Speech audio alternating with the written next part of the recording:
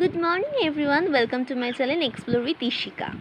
দিনটা ছিল 6 মার্চ আর সকালটা শুরু হয়েছিল একটা সুন্দর এরকম মনোরম পরিবেশ দেখতে দেখতে।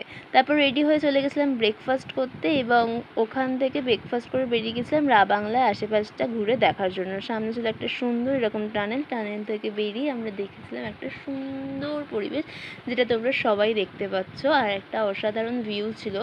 তো ওখানে প্রচণ্ড ঠান্ডা ছিল সেদিনকে হালকা হালকা বৃষ্টিও পড়ছিল।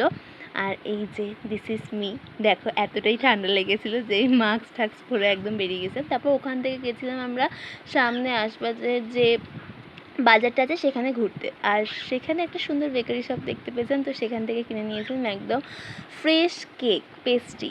আর ওখানে আমরা দুটো দোকানে ভিজিট করেছিলাম, এটা হচ্ছে সেকেন্ড দোকানটা। এখান থেকে আমরা খেয়েছিলাম একটা চিজ কেক আর একটা নর্মাল পেস্ট্রি, যেগুলো খুব টেস্টি ছিল। আর এই যে দেখো কি সুন্দর খেতে, দেখো সমৃদ্ধা রিভিউ দিচ্ছিল খেয়ে, আর আমিও খেয়েছি। আর এদিকে তারপর দেন হচ্ছে আমরা রাত্রে সেদিনকে ছিল আমাদের এনআইটি থেকে ব্যাঙ্কুয়েট পার্টি, তো আমরা ওখানে ব্যাঙ্কুয়েট পার্টিতে গিয়েছিলাম বুদ্ধা পার্কে।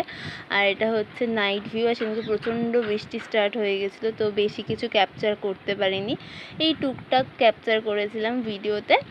আর তারপরে আমরা ফিরে গেছিলাম বাড়ি, আর এই যে হচ্ছে এটা নাইট ভিউ, আমরা সবাই মিলে বাড়ি ফিরছিলাম। টাটা।